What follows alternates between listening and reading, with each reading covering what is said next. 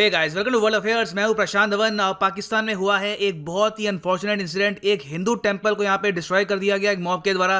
करीब 1500 लोग इकट्ठा हुए और ये टेंपल को डिस्ट्रॉय कर दिया गया। यहाँ पे आप देखेंगे इसकी एक इमेज है और ये इवेंट पूरी दुनिया कवर कर रही है। यहाँ पे आप देखेंगे आर्टिकल है इंडियन मीडिया का। 26 लोगों को अभी अरेस्ट किया गया है after Hindu temple torched by mob in Pakistan. 1500 लोगों ने किया था ये।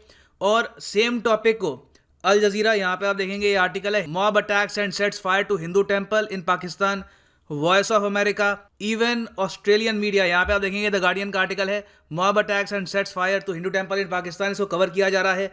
नाउ ऑब्वियसली सिंस ये जो इवेंट है वर्ल्ड मीडिया एक्सटेंसिवली इसको डिस्कस कर रहा है, तो पाकिस्तान के सुप्रीम कोर्ट ने जारी करी एक प्रेस रिलीज और ये यहाँ पे बताया कि हमने लिया है suo motu notice of this incident. ये कह रहे हैं कि जिस तरीके से बर्निंग हुई है of shrine of Hindu saint Shri Paramhans ji Maharaj एक मॉब के द्वारा करक केपीके में, यह बहुत ही ज़्यादा अनफॉर्चुनेट है।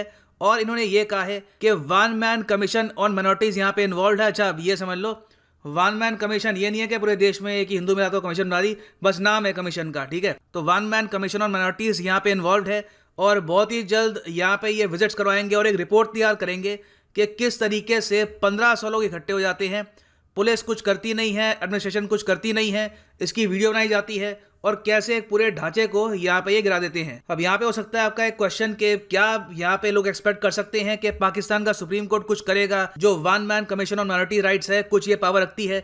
देखिए, जरा कुछ पावर है भी नहीं। उल्टा रिसेंटली जो ये कमीशन है, इसने पाकिस्तान के सुप्रीम कोर्ट को ये कहा था कि आज के समय जो सरकार है इनकी बिल्कुल नहीं सुन रही, जो भी इनकी रिकमेंडेशंस होती हैं इनको इग्नोर कर देते हैं और कंप्लीट नॉन कोऑपरेशन आज के समय पाकिस्तान की गवर्नमेंट की रिगार्डिंग माइनॉरिटी राइट्स।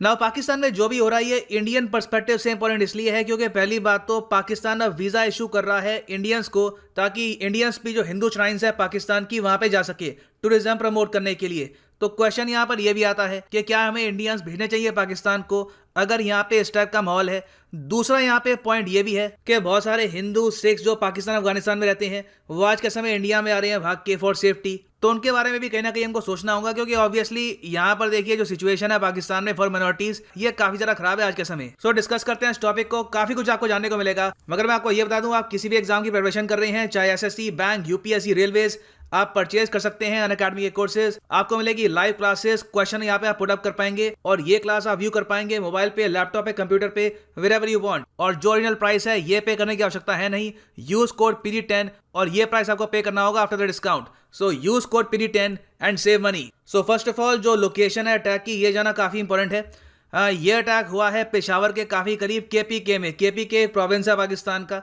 और वहां पे एक डिस्ट्रिक्ट है इनका करक डिस्ट्रिक्ट। इसकी लोकेशन यहाँ पे आप देख पाएंगे। यहाँ पे आप देखेंगे ये इस्लामाबाद है, ये लाहौर है और यहाँ पे है करक डिस्ट्रिक्ट। नाउ ये जाना आपके लिए काफी इंपॉर्टेंट है कि केपीके और पंजाब प्रोविंस में वैसे ही हिंदू पॉपुलेशन बहुत ज़्यादा कम है। यहाँ पे कोई हिंदू पॉपुलेशन रहती थी नहीं।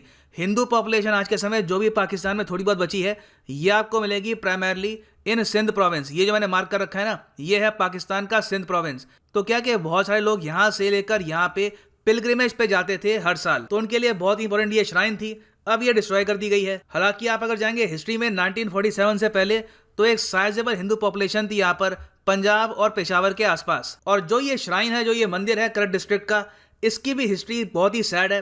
देखो, इस टेंपल पर इससे पहले काफी बार अटैक हो चुका है। पार्टीशन के बाद भी कुछ अटैक्स हुए थे, मगर फिर 1997 में एक मॉब इकट्ठा हुआ कुछ लोगों का और इन्होंने कहा कि ये जो टेम्पल्स हैं ये अलाउड नहीं है हमारे यहाँ, और पूरे टेंपल को यहाँ पे गिरा डाला गया। मगर उसके बाद पाकिस्तान के सुप्रीम कोर्ट ने यहाँ पर इंटरवेंशन करी 2015 में। काफी साल बीत गए।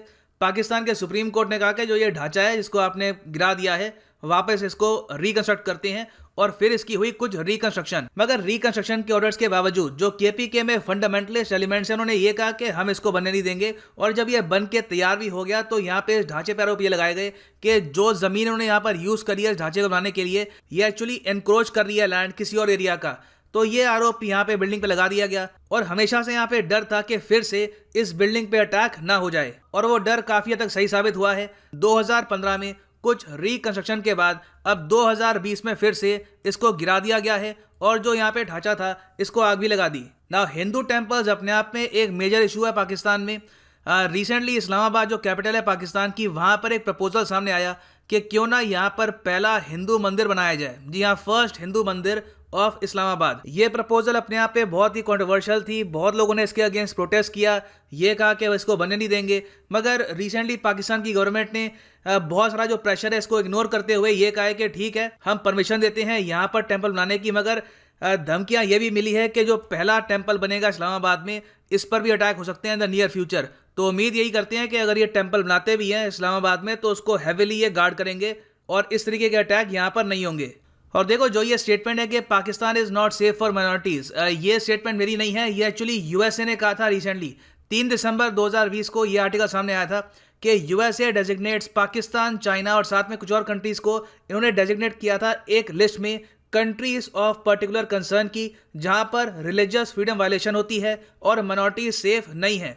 इस टॉपिक पर बाय द वे मैंने एक वीडियो भी बनाई थी और यहाँ पे आप देखेंगे ये ट्वीट्स हैं उस टाइम की by the current US secretary of state Mike Pompeo. इन्होंने ये बताया है कि यहाँ पर बर्मा रोहिंग्या इशू की वजह से, बर्मा मतलब म्यांमार, उसके अलावा China for Uighur Muslim issue, Eritrea, Iran, Nigeria, North Korea, Pakistan, Saudi Arabia, Tajikistan और तुर्कमेनिस्तान, ये वो देश हैं जिनको कंट्रीज ऑफ पर्टिकुलर कंसर्न की लिस्ट में डाल रहा है USA under the International Religious Freedom Act of 1998। और इसका मतलब ये भी है कि इन द फ्यूचर अगर यूएस को लगता है कि रिलीजियस फ्रीडम बहुत ज़्यादा वायलेट हो रही है इन कंट्रीज में, तो यूएस सैंक्शंस भी इंपोज कर सकता है इन कंट्रीज पर। सो जब यूएसए की तरफ से इस टाइप की रिपोर्ट सामने आई है, कई इवेंट्स हमारे सामने आए हैं, तो यहाँ पे हमको सोचना होगा कि जिस तरीके से पाकिस्तान ने रिसेंटली वीज़ा इशू करने स्टार्ट कर दिए हैं to Indian Hindu pilgrims to visit historic temples in Pakistan, क्या हमें यहाँ पे ये अलाउ करना चाहिए? Is it safe to send Indians to Pakistan? ये क्वेश्चन मैं आपसे पूछ रहा हूँ, इसके बारे में बताइएगा in the comment section below.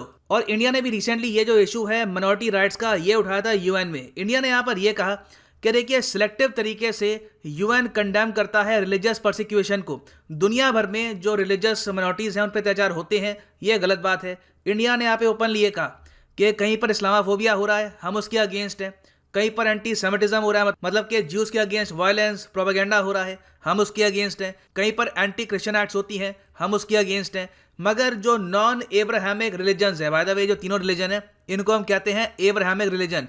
जो नॉन एब्राहमिक रिलीजन है वहाँ के लोगों पर जब अत्याचार होते हैं तो उसको लेकर यूएन की कोई कंडेमनेशन आती नहीं है। और इंडिया के जो रिप्रेजेंटेटिव हैं to United Nations, Ashish Sharma, इन्होंने यहाँ पर यह कहा कि यूएन ने कभी भी प्रॉपरली एक्नॉलेज नहीं किया राइजिंग हेट्रेड और वायलेंस अगेंस्ट बुद्धिस्ट, हिंदूज या फिर सिख्स। और यहाँ पे बताया गया कि हिंदुइज्म के ओवरऑल 1.2 बिलियन फॉलोअर्स है दुनिया भर में, बुद्धिज्म के करीब 553 मिलियन और सिखिज्म के करीब 30 मिलियन फॉलोअर्स। तो यूनाइटेड नेशंस को भी नीड ये है कि जिस तरीके से पैलेस्टीनियंस के लिए या फिर सीरियन क्रिश्चियंस के लिए आवाज़ उठती है, यहाँ पर कमेटीज़ बनती हैं, अब टाइम आ चुका है कि जो बाकी रिलीजन्स हैं दुनिया भर में जहाँ पर वो मिनॉरिटी पे हैं, उनके लिए भी यहाँ पे आवाज़ उठे और हर टाइप की रिलीजियस परसिक्यूशन के अगेंस्ट यूनाइटेड नेशंस काम करना स्टार्ट करे। सो ये है एंड ऑफ दिस वीडियो। और जो कमेंट सेक्शन है, कोशिश करिएगा इसको सिविल रखें, किसी रिलीजन के अगेंस्ट बोलिएगा मत। यहाँ पे जो लार्जर इशू है it is the safety of minority, her type की मिनॉरिटी, चाहे इंडिया में क्रिश्चियंस हो, मुस्लिम्स हो, पाकिस्तान में हिंदूज हो या फिर दुनिया में कहीं और कोई और अगर रिलीजियस मिनॉरिटी हो, that should be the main issue. So this is the end of this video. Thank you for listening and as always God bless you all.